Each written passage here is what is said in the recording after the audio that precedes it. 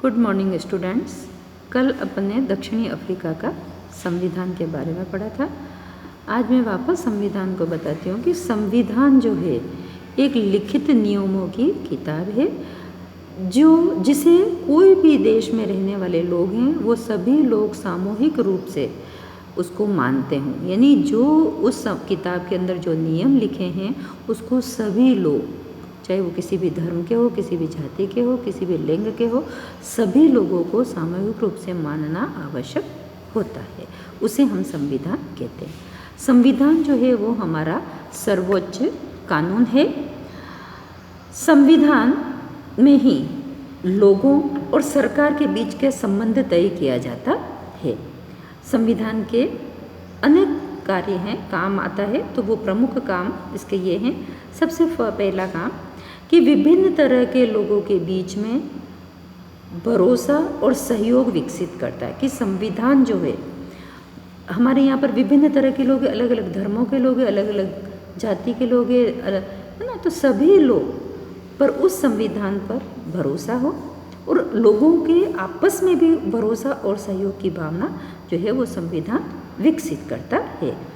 दूसरा, सरकार का गठन कैसे होगा, फैसले कौन लेगा, फैसले लेने का अधिकार किसका होगा, ये सब कुछ संविधान के अंदर लिखा हुआ है और उसी को उनको मानना होगा कि सरकार कैसे गठित की जाएगी, कैसे चुनाव होंगे, है ना। फैसले कौन लेने का अधिकार किसके पास में होगा। तीसरा, सरकार के अधिकारों की सीमा तय करता है कि सरकार के, यानी कि सरकार सर्वशक्तिमान है। सरकार के कुछ उनके अधिकारों को भी एक जगह जाकर के उनकी लिमिट कर दी गई है, एक सीमा तय कर दी गई कि इससे बाहर वो नहीं निकल सकते हैं। यदि ऐसा वो कुछ करते हैं तो वो न्यायपालिका की व्यवस्था वहाँ पर की गई है। इसके अलावा संविधान में नागरिकों के अधिकारों का भी वर्णन किया गया कि नागरिकों के क्या क्या अधिकार हैं। संविधान जो है जरूरी नहीं है कि जो लोकतांत्रिक देश में अलोकतांत्रिक देश में हो या नहीं, परंतु जिन देशों में संविधान है उन सभी देशों में लोकतांत्रिक शासन व्यवस्था का होना जरूरी है। कि जिन देशों में संविधान है उन सभी देशों में लोकतांत्रिक शासन व्यवस्था का होना जरूरी है। लेकिन अलोकतांत्रिक देश में कोई ज़रूरी नहीं कि वहाँ पर संविधान हो या नहीं भी हो सकता है। हमारा देश जब स्वतंत्र हुआ तो हमने अमेरिका के लोगों के संविधान निर्माण की प्रक्रिया से हम लोग प्रभावित हुए। फ्रांसीसी क्रांति के बाद में लोग लोकतांत्रिक संविधान को ज़्यादा मान्यता देने लग गए। ये तो हमारे अब आता है कि हमारा भारत का जो संविधान बना था वो किस प्रकार से बना था। हमारा देश अंग्रेज़ों के अधीन था। जब हमारा देश स्वतंत्र हो रहा था तो अंग्रेज़ों ने हमारे देश के दो टुकड़े कर दिए, भारत और पाकिस्तान। और जो देसी रियासतें थी उन देसी रियासतों को कह दिया कि तुम चाहो तो पाकिस्तान में सम्मिलित हो, चाहो तो भारत में सम्मिलित हो, चाहो तो आप स्वतंत्र हो।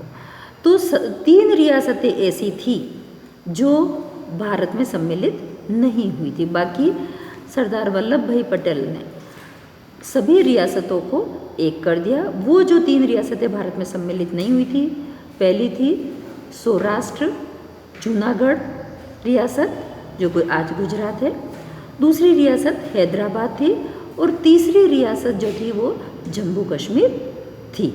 तो ये तीनों रियासतें नहीं थी।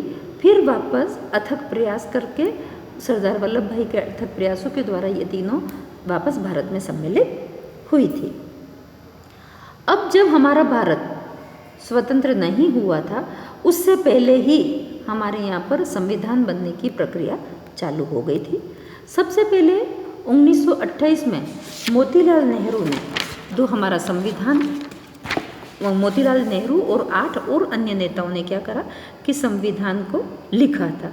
फिर 1931 में कराची के अंदर कांग्रेस का अधिवेशन हुआ था। उस कांग्रेस के अधिवेशन में इन्होंने संविधान की रूपरेखा रखी थी। कहा कि जब हमारा भारत स्वतंत्र हुए, आज़ाद हो, तब हमारा संविधान कैसा हो।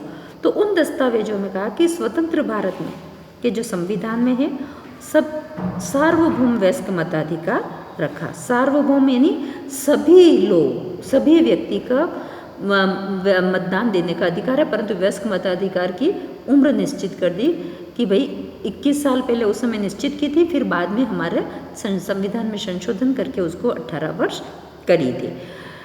स्वतंत्रता और समानता का अधिकार रखा, क्योंकि हम लोगों ने अंग्रेजों की दास्ता में से हमारे साथ असमानतापूर्ण व्यवहार किया जाता था, इसलिए ये जो भी हमने अंग्रेजों के समय जो दास्ता, जो अत्याचार हमने सहे थे, तो वो हमारे संविधान में कहा कि वैसा भारत स्वतंत्र हो उसके बाद में ऐसा नहीं होना चाहिए।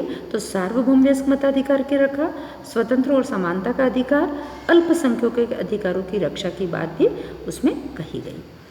अब जब हमारा संविधान जुलाई 1946 में से बनना चालू हुआ, तो सबसे पहले संविधान सभा के लिए चुनाव हुए थे कि संविधान सभा में जो व्यक्ति हैं कौन कौन आएगा संविधान सभा में। तो 1946 के अंदर संविधान सभा के चुनाव हुए थे, और ये चुनाव उस समय भारत और पाकिस्तान दोनों के लोग थे, हिंदू और मुस्लिम सभी लोग उस संविधान सभा में थे।